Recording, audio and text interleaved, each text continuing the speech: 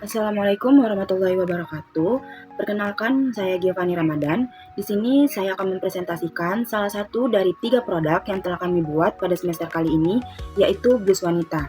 Nah, sebelum memulai ke materinya, di sini saya akan menjelaskan sedikit mengenai apa sih itu blus wanita.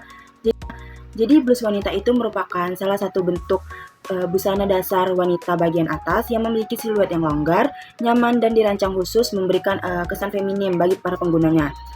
Blus ini memiliki struktur pola yang lebih fleksibel dibandingkan kemeja, sehingga sering digunakan sehari-hari dan mudah dipadupadankan dengan berbagai macam model bentuk rok ataupun celana. Blus ini biasanya terbuat dari bahan yang ringan seperti kain yang jatuh, seperti contohnya satin, rayon, ataupun sifon yang memberikan efek jatuh kain yang lembut. Nah, untuk desain blus yang saya buat, di sini saya menggunakan desain blus dengan garis princess yang memberikan siluet lekuk tubuh yang lebih langsing. Nah, pada bagian lehernya, di sini saya menggunakan keras Shanghai yang menggunakan kain batik. Lalu pada bagian lengannya, saya menggunakan lengan puff dengan kerutan pada bagian bawahnya. Lalu untuk tengah mukanya, saya menggunakan belahan dari dada sampai ke bawah yang disertai dengan kancing custom. Lalu untuk bagian ban lengannya, saya menggunakan ban lengan kemeja biasa yang disertai dengan kancing dengan menggunakan kain batik sebagai variasinya.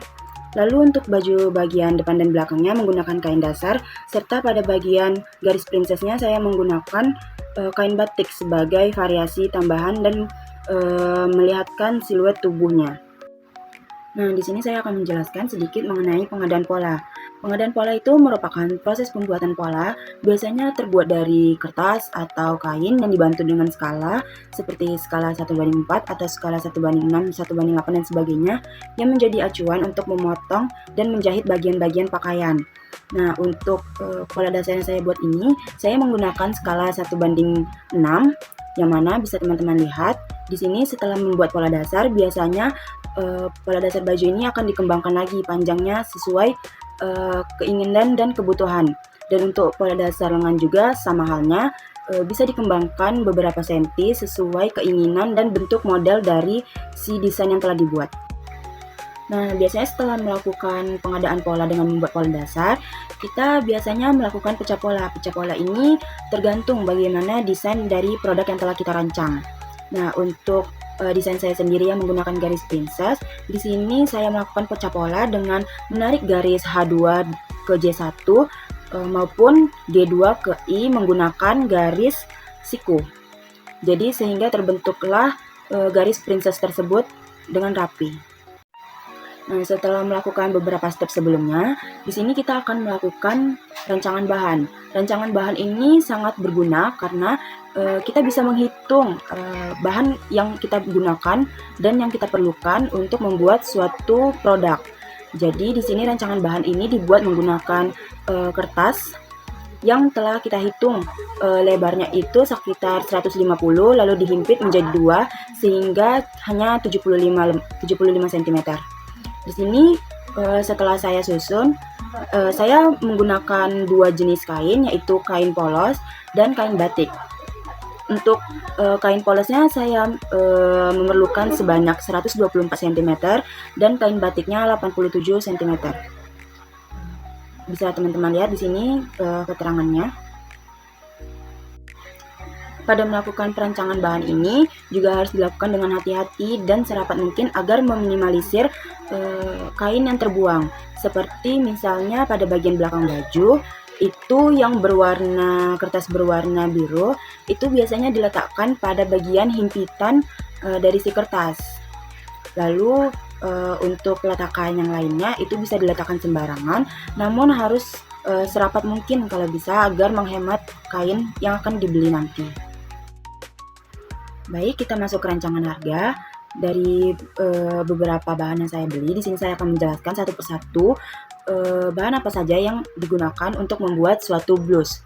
Di sini saya menggunakan kain toyobo polos yang berukuran 1,15 cm dengan harga 40.000. Lalu untuk kain batiknya sendiri saya menggunakan sebanyak 1 meter dengan harga 35.000.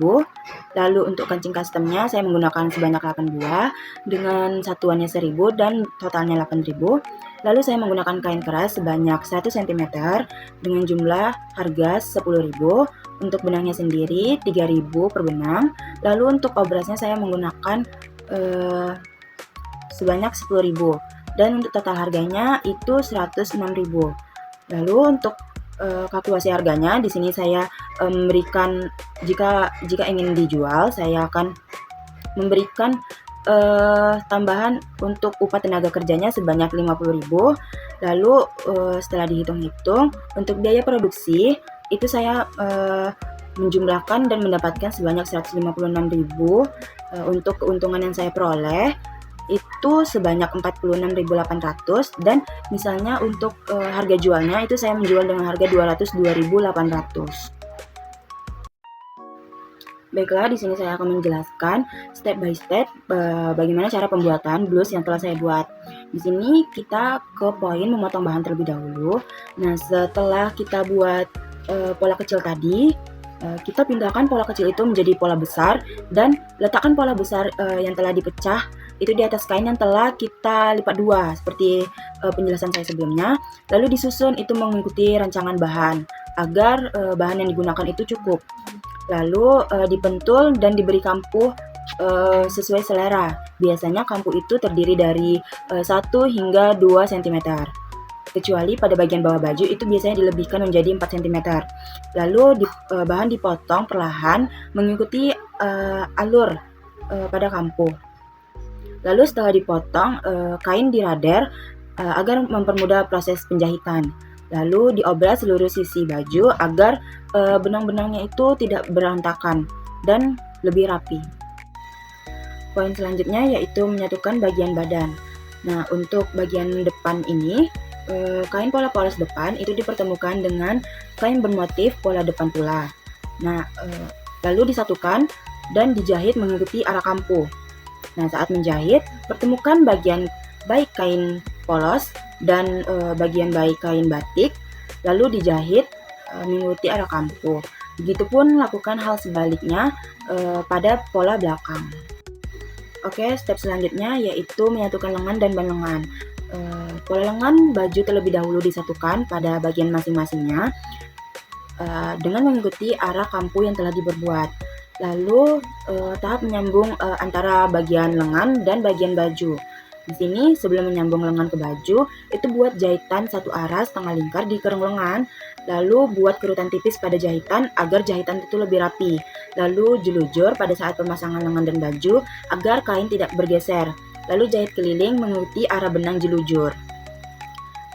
Next step, buat jahitan jelujur di bagian bawah lengan atau tarik benang hingga lengan berkerut sesuai panjang ban lengan.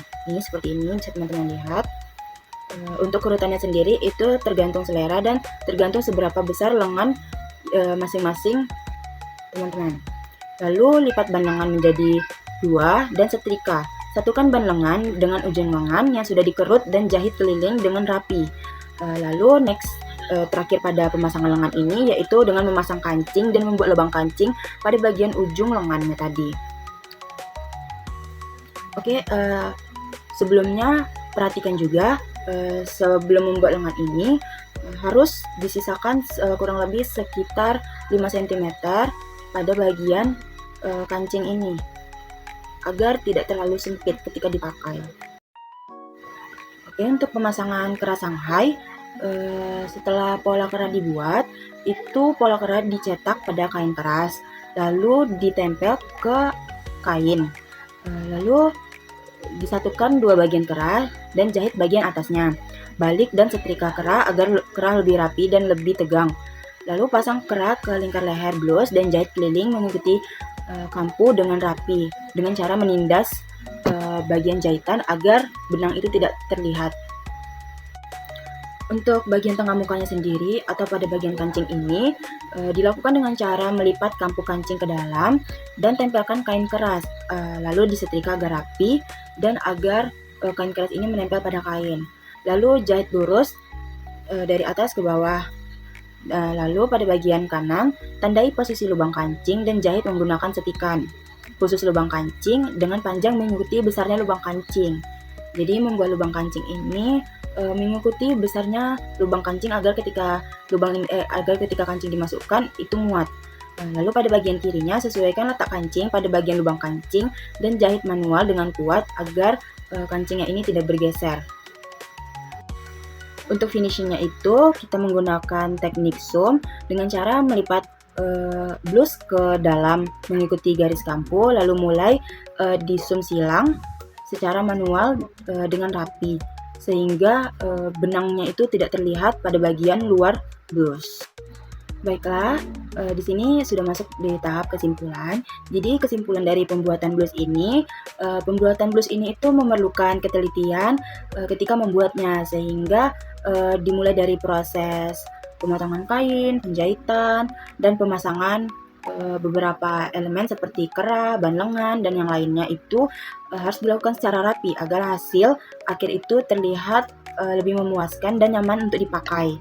Dengan teknik menjahit yang benar dan pemilihan bahan yang sesuai, blus itu memiliki tampilan yang menarik serta mencerminkan keterampilan dan kreativitas dalam bidang tata busana. Sekian presentasi mengenai blus wanita yang telah saya buat. Apabila ada kurang dan salah, saya mohon maaf. Assalamualaikum warahmatullahi wabarakatuh.